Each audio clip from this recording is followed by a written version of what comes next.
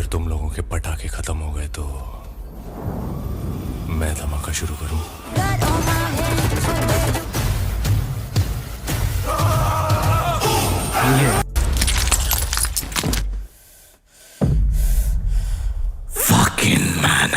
የፈረንጆቹ አዲስ ዓመት እንደጀመረ ልክ በአንድ ሳምንቱ ማለትም ጃንዋሪ 8 የያሽ ልደት ስለነበረ ኬጂኤፍ ቻፕተር 2 ካየን ከ4 ዓመት በኋላ የቶክሲክ ፌሪቴል ያሉትን አንድ አናውንስመንት ቪዲዮ ለእይታ በቁ። በእርግጥ ይሄ ሁለተኛ ግሊፕስ ወይም ቪዲዮ ሲሆን ግን ይሄ እይታ ልክ ለእይታ እንደበቃ ሙሉ ኢንተርኔት ላይ እሳት አቀጣጠለ የሚባል ያህል ደረጃ ነው የደረሰው።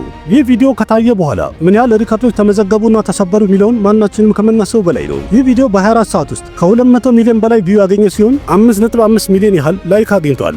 የራያ ኢንትሮዳክሽን ቪዲዮ ነው ብለው የለቀቁት ቪዲዮ እስከዛሬ ከተለቀቁ ግሊፕሶች አኳያ ሲታይ 36.77 ሚሊዮን ቪው በማግኘት በ24 ሰዓት ውስጥ በአንድ ሲኒማ ከተለቀቁ ግሊፕሶች መሃል በአንደኛ ደረጃ ላይ በመሆን ሪከርድ መስራት የቻለ ቪዲዮ ሆኗል። 105 ከሮር የሚያክል ኦቨርሲስ ማርኬት ላይ ቲያትር ካናይቱን መሸጥ የቻለ ሲሆን ይሄ ለማንኛውም የህንድ ሲኒማ ወይም የህንድ ፊልም ኦፊሻል ትሬለሩ ለእይታ ከመብቃቱ በፊት ውድ የተሸጠ አስብሎታል። ከዛ ሌላ ተለንገና የሚባለው አካባቢ ላይ በሳውዝ 120 ከሮር ዲስትሪቢዩሽን ዲል ማድረግ የቻለ ሲሆን ይህም ደግሞ ተለንጋና አካባቢ የቴልጉ አክተር ላልሆነ አንድ ፊልም በጣም ትልቅና ውድ የሚባል ገንዘብ ነው። እንዲያውም ይህ ነገር ሲታይ አንድር ፕረዴስና ተለንጋና አካባቢ ከረጂኒካንት ፊልሞች አኳያ ቶክሲክ አሁን የተሸጠው የዲስትሪቢዩሽን ዋጋ በጣም በልጦ መሄዱ እየተነገረ ነው ያለው። ግን ደግሞ ይሄ ፊልም የሚለቀቅበት ቀን ላይ ዱረንደር ሁለተኛው ክፍል የሚያክል ትልቅ ተራራ ፊት ለፊቱ ተቀምጧል ወይም ተገትሯል። ምክንያቱም ይሄ ፊልም ሳውዝ አንዳንድ ቦታዎች ላይ አልታየም፣ እንደገና ገልፍ ካንትሪዎች ላይ ደግሞ ጭራሽ እንዳይታይ ተከልክሎ ታግዶ ነበር። እንደዛም ሆኖ ግን ፊልሙ 1354 ከሮር መሰብሰብ ችሎ ነበር ላይፍ ታይም ውስጥ ጨርስ የመጀመሪያው ክፍል ማለት ነው። በእርግጥ ቶክሲክ ገና ይሰራል ከተባለ ጀምሮ ከመጀመሪያው ማለት በሚቻል ደረጃ በጣም የሚጠበቅ ፊልም ነው በሁሉም አካባቢ። እንደዛም ሆኖ ግን አንዳንድ ሰዎች በጣም ብልግና ይበዛበታልና ሶፍት ሴክስ ፊልም ነው እያሉ ነው። አንዳንዶቹ ደግሞ ቪኤፍኤክሱ ምንም አያምርም ጥሩ አይደለም እያሉ ነው። በሳውዝም ቢሆን ካርናታካ አካባቢ ያሉ ፎረስት ዲፓርትመንት የሚባለው አንድ የመንግስት አካል በፊልሙ ላይ ወይም በአሰራሩ ላይ ክስ ያቀረቡ ሲሆን የመጀመሪያ ግሊፕሱን ደግሞ ለእይታ ከበቃ በኋላ ያ የቀሩ ቦታ ላይ የነበረውን ግርግር ከማየት በህንድ ውስጥ የሚገኙ ክርስቲያን ኮሚኒቲዎች ሌላ ክስም አቅርበውባቸዋል። ከዛ ሌላ ደግሞ ናርኮቲክስ ዲፓርትመንትም ቢሆን ይሄ ፊልም ወጣቱን ወደ ሌላ መንገድ ይመራል ብለው ተጨማሪ ክስም እንዳቀረቡ ተነግረዋል። ታዲያ አሁን ትልቁ ጥያቄ ይሄንን ቫዮለንስ እያለበትም ይሄ ፊልም ተመልካቹ ይቀበለዋል፣ በደንብ ይሰራል ወይስ ደግሞ የሁሉ ክስ ቀርቦበት ፊልሙ ላይ አስፈላጊ የሚባሉ ወይም ጥሩ ሲኖችን ሊያስቆርጡ ይሆን? ደስታውን ታዲያ ሊያበላሹብን ይሆን እንዴ?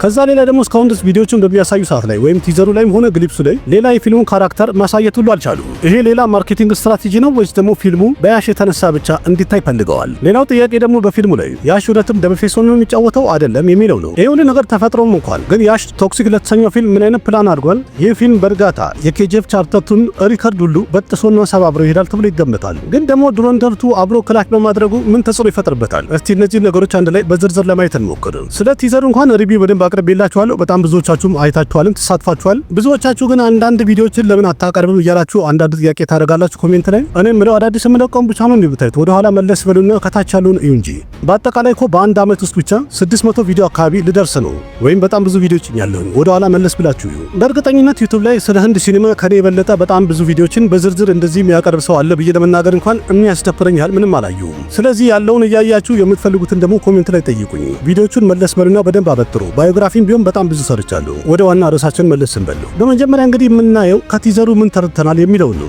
የቲዘሩ መጀመሪያ ላይ እንግዲህ ጎዋ ከተማ ውስጥ ነው የሚያሳየው። እዚህም ደግሞ ኃይለኛ ፓርቲ ተደርጓል፣ እየጨበሱ ነው። ከዛም እዚህ ቦታ ላይ በእጁ አንድ የውስኪ ጠርሙስ የያዘ ግለሰብ ሲሄድ ይታያል። እሱም ደግሞ ራያን ነው። በመቀጠልም የጦርነት የተወሰነ ሲዶች ይታያል። ከዛ በኋላ አንድ ድምጽ ይሰማል። በአሁኑ ጦርነቱ በጣም ለየት ይላል ይለዋል። አረ ክህደታቸውም በጣም የባሰ ነው የሚል መልስ ይሰማል። ከዛም ከሁሉም ጋር መጣላት ይከብድሃል፣ ስለዚህ ተስፋ ቁረጥ፣ ይቅርብህ ራያ፣ ተው ጊቭ አፕ አድርግ ይለዋል። ይህን ነገር የተናገረው ሰውም ይመስለኛል ፊት ለፊቱ ራያ ጋር ተቀምጦ የሚያጨሰውን ሲጋራ አሽትሬ ላይ ሳይሆን አመዱን የሚያራግፈው ከአሽትሬ ውጭ እንደሆነ በደንብ ይታያል። ይህ ንግግሩና ድርጊቱ ስላናደደው ራያን ይነሳና ትንሽ ስርዓት እንዲይዝ ያስተምረዋል። ቅጥቅጥ አድርጎ እንግዲህ ለጥ ካደረገው በኋላ በስርዓት አሽትሬውን እንዲተረኩስ አድርጎ ስርዓት ይኖርህ ብሎ ሲናገሩ ይሰማል። ይህ ሰው ማን ነው? ስለ የትኛው ጦርነት ነው የሚያወራው የሚለውን ደግሞ መልሰን ደግሞ እንነጋገርበታለን፣ እናየዋለን። ትንሽ ወደ ኋላ መለስ አድርጌ ልውሰዳችሁ ነው። ቀደም ብሎ በ16ኛው ክፍለ ዘመን ጎዋ ትልቅ የንግድ ከተማ ነበረች። እንዲሁም እንዲሁም ደግሞ በኤዥያ ውስጥ የክርስትና በቃ ዋና ሴንተር ናት የምትባል ነበረች። ፖርቹጋሎች እዚህ አካባቢ ላይ መጥተው የተለያዩ ፐርሶችንም ገንብተው ነበረ። የተለያየ ቪዲዮዎች ላይ እንደምታዩት ቢቾች ላይ እጅግ በጣም የሚያማምርና ትልልቅ ህንጻዎችንም ገንብተዋል። ቀደም ብሎ ጆሽ የሚለው ፊልም ላይ እንግዲህ ይህን ታሪክ በደንብ ሰምተነው ነበር። ዛሬም እነዚህ ህንጻዎች የጎዋ ትልቅ መታወቂያ ናቸው። እዚህ አካባቢ ላይ ከአመጋገብ ጀምሮ የተለያየ ባህልን ለህዝቡ ወይም ለማህበረሰቡ አስተምረው ነበር የወጡት። ህንድ ነጻ ብትወጣም ከእንግሊዝ ግን ፖርቹጋሎች ጎዋን አለቀቋትም ነበር። ከዛ በቀጠልም ሙሉ ለሙሉ ከፖርቹጋል ነጻ የወጣችው በ1961 አካባቢ እንደሆነ የተለያዩ መረጃዎች ያሳያሉ። ስለዚህ ያሽ የሰራበት ቶክሲክ የተሰኘው ፊልም ደግሞ ታሪኩ የሚያጠነጥነው ከ1950 እስከ 1970 ነው። ስለዚህ በዚህ ሰዓት ላይ ደግሞ ጎዋ እንደሚታወቀው ብዙ ህግ አልነበረባትም። ህገ ወጥ በሆኑ በተለያዩ ስራዎችና ቁማር ቤቶች በጣም የታጨቀችና የተሞላች ከተማ ነበረች። ቀደም ብዬ እንዳልኳችሁ በ1961 ነው ነጻነቷን ያገኘችው። ስለዚህ የተለያዩ የውጭ ዜጋዎች እየመጡ እዚህ ቦታ ላይ ይዝናኑ ስለነበረ ብዙ በድብቅ የሚሰሩ ሚስጥራዊ ወንጀሎች ነበሩ።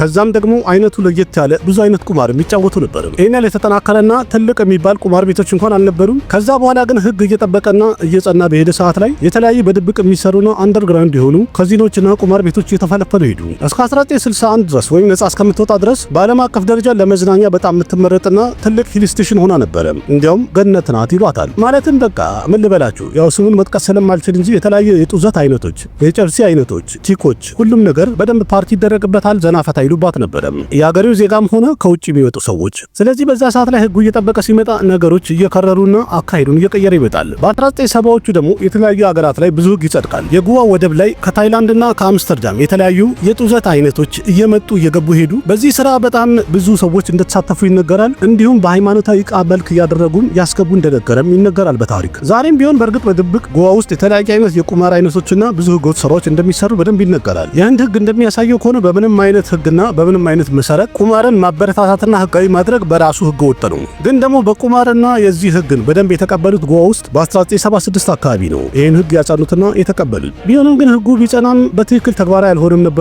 ግን ከ1992 እስከ 1996 አካባቢ ድረስ ህጉን ለማጽደቅና ተግባራዊ ለማድረግ ብዙ ጥረት አድርገዋል። ከዛ በኋላ የተለያየ ቦታ ላይ ያሉ ትልልቅ ቁማር ቤቶች እንዲዘጉና እንዲከለከሉ የተለያዩ ህጎች ይጸናሉ፣ መሬት ላይም ተግባራዊ ይደረጋል። ይህ ማለት እንግዲህ በትንሹ እንዲገባችሁ ፊልሙንም ስታዩ እንድታውቁት ቀደም ያለ የጎዋን ታሪክ ልንገራችሁ ብዬ ነው። ስለዚህ እዚህ ጋም ልክ ቲዘሩ ሲጀምር ያለው ፓርቲ ላይ እንደሚያሳየው ከሆነ ህገወጥ የሆነና ያልተፈቀደ የሆነ ቁማር ያለበት ቦታ ነው እዚህ ፓርቲው ላይ እንደሚያሳይ። ከዛ በመቀጠል የሚታየው ሲል ላይ ዙሪያውን እሳት የነደደ ቦታ ይታያል። በረዷማ ቦታ ላይም ልክ እንደዛው እሳት ነዶ መሃል ላይ ራያ ብቻውን ቆሞ ይታያል። ይህም ደግሞ የሚያሳየው ራያ በፊልሙ ላይ እጅግ በጣም ጨካኝና ኃይለኛ የሆነ ካራክተር እንዳለው ነው። አስፈላጊ ከሆነና ከመሰለው ሙሉ አገሪቱ ላይ ያለውን ህግ ተቃውሞ የፈለገውን ነገር ማድረግ የሚችል ኃይለኛ ሰው እንደሆነ የሚያሳይ ነገር አለው። ከዛ በመቀጠልም ደግሞ ብቻውን ከመኪና ወርዶ ራያ ብቻውን ቆሞ መጠጥ ሲጠጣ ይታያል። ከዛ በመቀጠልም ያንኑ አይነት መኪና ይዞ ወደ ሮያል ሰርከስ ሲገባ ይታያል። ይህን ሮያል ሰርከስ የሚለውን በደንብ አስታውሱት፣ ምክንያቱም በጣም ብዙ ነገር ከሱ ጋር የተያዘ ይመስላል። ከዛ በመቀጠልም በጣም በብዙ ሰዎች ተከቦና አንድ ላይ ቆሞ ይታያል። እናም ሲታይ የሚመስለው ይህ ሰው በጣም ኃይለኛ ነው፣ ወይም ቦታው ላይ የመጣው በማርሻል አርትና በቴኳንዶ ኃይለኛም የሆነ ይመስላል። ምናልባትም ይሄ የመጣው ቡድን ደግሞ በሱ የሚመራ ነው፣ አንድ የቡድን መሪ ነው። ራያም ደግሞ የተጋጨው ከዚህ ቡድን ጋር ሊሆን ይችላል ማለት ነው። ቀደም ብዬ እንዳልኳችሁ ጎዋ ውስጥ የሚጠቀሙት የተለያዩ የጡዘት አይነቶች ከታይላንድ ምናምን ነው የሚመጡት ብያሉ። ስለዚህ እነዛ የታይላንድ ጋንጎች ሊሆኑ ይችላሉ ማለት ነው። ከዛም ሮያል ሰርከስ ውስጥ የጆከር ማስክ ያደረገ አንድ ሰው ሲገባ ይታያሉ። ግን ዞር ብሎ ወደ ካሜራ ያየበት ስታይል ሲታይ ይህ ሰው በፊልሙ ላይ ወይ ቪለን ነው ወይም ደግሞ በፊልሙ ላይ ቋሚ ብዙ ቦታ ላይ ልናይ የምንችለው ካራክተር ይሆናል ብዬ ገምታለሁ። 0.22 ሰከንድ ላይ ራያ ራሱ አንድ ባቡር ፊት ለፊት ከቡድኖቹ ጋር ቆሞ ይታያል። እዚህ ቦታ ላይ እንግዲህ እሱ የሚፈልገውን ዕቃ ያ ኮንትሮባንድ ዕቃውን ለመቀበል ነው የመጣው፣ ወይም ደግሞ የሌላ ሰዎች ዕቃ ሲንቀሳቀስ ለመዝረፍ ነው የመጣው። በመቀጠል ደግሞ ልክ 0.23ኛ ሰከንድ ላይ ወደብ ጋር አንድ ቪው ይታያል። ልብ ብላችሁ ካያችሁ እዚህ ጋር እንግዲህ ክብ የሰሩት ሰዎች የሆነ ሰውን መሃል ላይ እያቃጠሉ ይመስላል። ከሆነ ፖል ጋር ወይም ከእንጨት ጋርም አንድ ሰው እንዳሰሩት በደንብ ይታያል። ይህም ማለት እንግዲህ የቡድን ጸብ ወይም ጋንግ ዋር ተጀምሯል ማለት ነው። የሚቀጥለው ሲል ላይ ደግሞ አይስላንድ የመሰለ ቦታ ላይ በረዶ የበዛበት ተራራማ ቦታ ላይ 0.25 ሰከንድ ላይ ካርጎ ሲወርድ ይታያል፣ ወይም በአውሮፕላን ሲጣል ይታያል። እነዚህ የካርጎ ኤርክራፍቶችም የተለያዩ እቃዎችን ሲጥሉ በቀጣይ ሲል ይታያል። እዚህ ጋር እንግዲህ የወረዱት ካርጎች እንዳለ ወይም ደግሞ ሰዎቹ በፓራሹቱም ሲወርድ ይታያል። ከታች ደግሞ ሰዎች አሉ። ይህ በትክክለኛው እንግዲህ ምናልባት አምስተርዳም አካባቢ ሊሆን ይችላል ተብሎ ይገመታል። ምክንያቱም አምስተርዳም በዛ ጊዜ ወይም በድሮ ጊዜ ለጎዋ የተለያዩ የጡዘት አይነቶችን በጣም በብዛት ሰፕላይ የሚያደርጉ አገሮች መሃል አንዷ ነች። በተደጋጋሚ እንደተነገረው ከሆነ ቶክሲክ የተሰኘው ፊልም አንድ ፒሪየድ ጋንግስተር ድራማ ፊልም እንደሆነ ተነግሯል። ከ1940ዎቹ እስከ 1970ዎቹም ታሪኩ እንደሚያጠነጥን ተነግሯል። ፊልሙ የሚያጠነጥነው በጎዋ ውስጥ ነው እና የተለያዩ ህገወጥ ኮንትሮባንድ ስራዎችና ስማግሊንጎችን የሚመሩ ቡድኖች ባሉበት ቦታ ላይ የራሱን ኤምፓየር ለማቆም የሚታገልና እየታገለ ያለ ሰው ታሪክ ነው ማለት ነው። በእርግጥ ቲዘሩ ላይ እንደዚህ ነው ብለን ስንናገር የፊልሙን ታሪክ ማወቅ ይቻላል ማለት አይደለም። በጣም ከባድ ነው፣ መመለስም አይቻልም። ግን አንዳንድ ታሪኮች ወይም ደግሞ አንዳንድ ሪሰርቾች እንደሚያሳዩት ከሆነ ይሄ የሰርከስ ቦታው ማለት የፊልሙ እንግዲህ ዋና ቦታ ሊሆን ይችላል ተብሎ ተብሎ ይገመታል። የፊልሙ ታሪክም በሮያል ሰርከስ አካባቢ ላይ የሚያጠነጥን ይሆናል ተብሎ ይገመታል። ምናልባት ደግሞ በሰርከስ ስም ከበር አድርገው ሌላ ወንጀልም እየሰሩም ሊሆን ይችላል። ቀደም ብዬ እንዳልኳችሁ እነዚህ ቁማርና ህገወጥ ስራዎች ጠቅላላ በድብቅ ነበር የሚሰሩት። ከዛ ሌላ ደግሞ ያ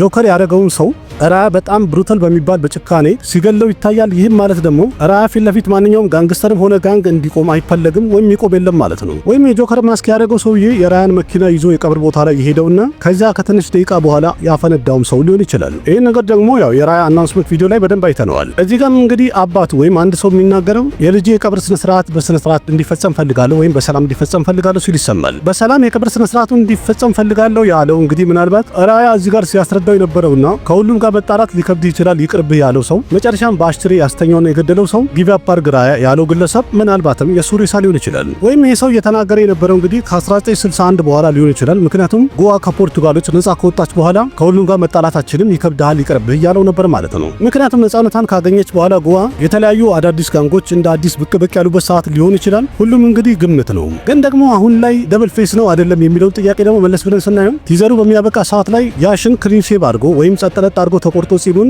አንድ መልኩን አሳይተውን ነበር። የዛኔም አንድ ዳያሎግ ይናገራል። አባዬ ወደ ቤት መጥቻለሁ ይላል። የራያ አናውንስመንት ቪዲዮ ላይ ደግሞ ራያ መጨረሻ ላይ ያለው አባትህ ወደ ቤት መጥተዋል ብሎት ነበር። ቀደም ብሎ በእርግጥ የያሽ ፊልም ላይ ደብል ፌስ ይሆናል ሲባል ነበረ።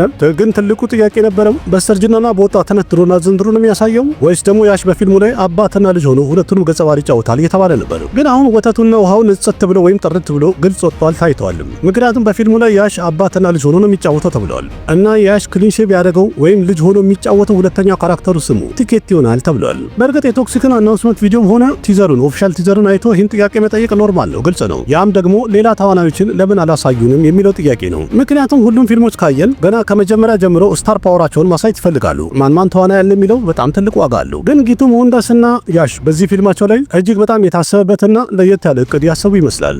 ምክንያቱም ኬጂኤፍን ካየን በኋላ በሁሉም ተመልካች አይምሮ ውስጥ የያሽ ኢሜጅ ክሬት የተደረገው ላርጀር ዛን ላይፍ በሚባለው ወይም እጅግ በጣም የተጋነንና የተካበደ አክተርና የተለያዩ ትወናዎችን እንደሚያሳይ አንድ ጊዜ ኢሜጅ ክሬት አድርገውብናል። ስለዚህ አሁንም የተፈለገው ከረጅም ጊዜ በኋላ ያሽ ወደ ሲኒማው የተመለሰ ስላለ ተመልካቹ እንዳለ ያሽን ለማየት ኤክሳይትድ እንዲሆንና እንዲጓጓ የተፈለገ ይመስላል። ሌላ ተዋናዮች ለምሳሌ ነየንታራ እና ኪያራ አድቫኒ የመሳሰሉ ሴቶችን በላይ አሳይተውናል። ስለዚህ ከሴቶቹ ሌላ ወንድ አክተር ማን አለ የሚለውን እንኳን ካሳዩን የተመልካቹ ትኩረት ወደ ሌላ ቦታ ሊበታተን ይችላል ብሎ ያሰቡ ይመስላል። ስለዚህ በእያንዳንዱ ቲዘርና ቪዲዮ ላይ የያሽን ከበጃውን ኃይለኛነቱን እንዲሁም ደግሞ ቶክሲክ የሆነ ኔቸሩን በደንብ እያሳዩን ያሉት መጨረሻ ላይም የሱን አዲስ ሉክ በማሳየት የተመልካቹን ሐሳብ ወደዛ ብቻ ትኩረት እንዲዞር እያደረጉ ነው ያሉት። ያም ደግሞ በትክክል ሰርቷል መሰለኝ። የፈሩትም እንግዲህ ለማርኬቲንግ ብለው የተለያዩ ስታር ካስቶችን ከገለጹና ይፋ ካወጡ ሶሻል ሚዲያ ላይ የተለያዩ ሰዎች ይሄ እንደዚህ ነው እያሉ የራሳቸውን ግምት በደንብ ሰርኩሌት ያደርጉታል፣ ይበትኑታል። ያም ደግሞ የሚታወቅ ነው። በዚህ ፊልም ላይ አክተሩ ማን ነው፣ ቪለኑ ማን ነው፣ ከየት ነው የተወሰደው፣ እንደዚህ ተደረገ፣ ዛፍ ላይ ወጣ፣ ጣራ ላይ ወጣ የሚል ሐሳብ እያየን እየሰማን አይደል ያለ ነው። እንደዛ እንዲሆን አልተፈለገም። እነሱ እንዳሰቡት እንግዲህ ለፊልሙ ኦርጋኒክ የሆነውን ምክንያት በእንደዚህ በረባ ባረባ ቲዮሪ በተመልካቹ አይምሮ ውስጥ እንዲበታተን አልፈለጉም ማለት ነው። በእርግጥ ትልቅ የሚባሉ ፊልሞች ቀደም ብለን ካየን ፑሽፓቱም ሆነ ጀዋን በፊልሙ ላይ ያሉ ተዋናዮችን በአንድ ጊዜ እኩል ለይታ አላበቁም፣ አልገለጹም ነበር።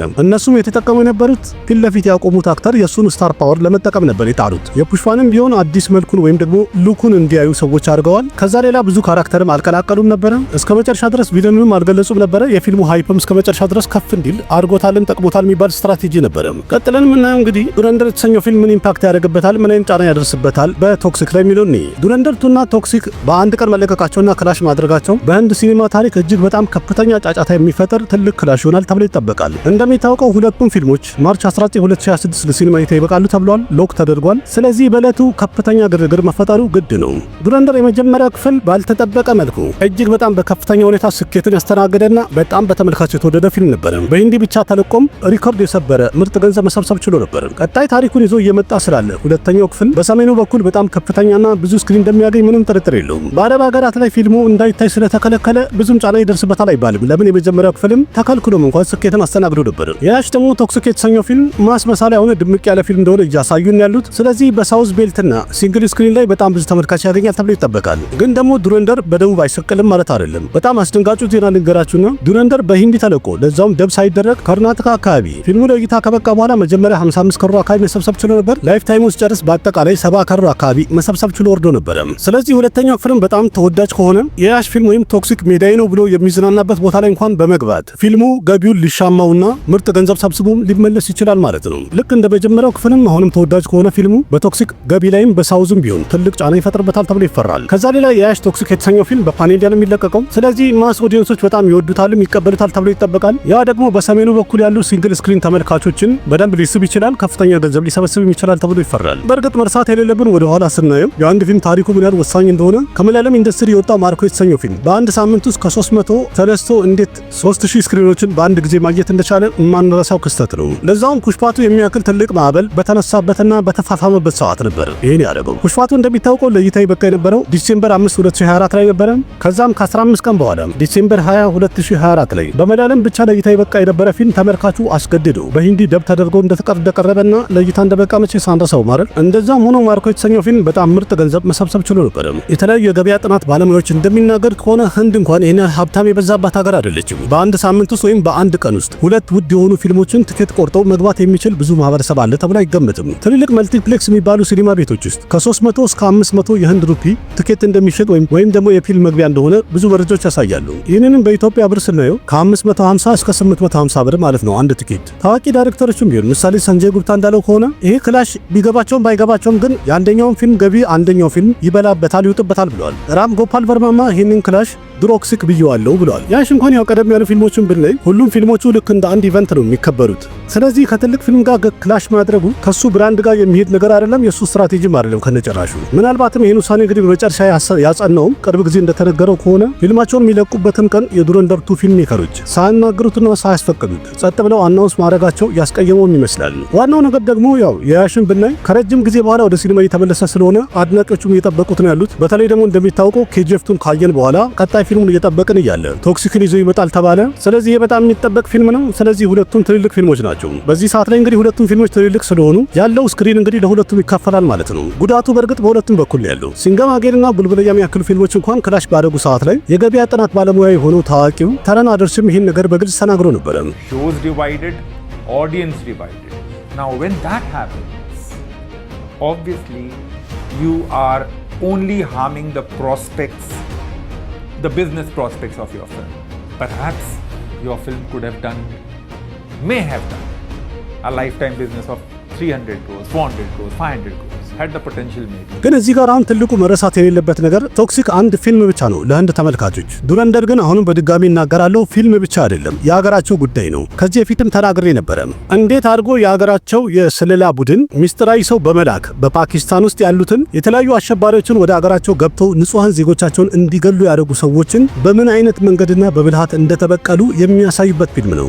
የመጀመሪያው ክፍል በጣም የተወደደው በዚህ ታሪክ የተነሳ ነበረ። ምርጥ ተወና ከመታየቱ በተጨማሪ ማለት ነው። ፕሬዘንቴሽኑ በጣም ያምር ነበረ። ስለዚህ ሁለተኛው ክፍል ላይ ልክ ታሪኩ በሚገለበት ሰዓት ላይ ይህን ሁሉ ስራ ወይም ተልዕኮ እየፈጸመ የነበረው ሐምዛ አሊ መዛሪ የተባለው የግል ታሪኩ ወይም የኋላ ታሪኩ ሊታይ ሲል ቆረጡትና ይቀጥላል አሉ። ስለዚህ ተመልካቹን በጣም የሚያጓጓና በጣም እንዲጠብቁት ያደረጋቸው ምርጥ ፖይንት ነው።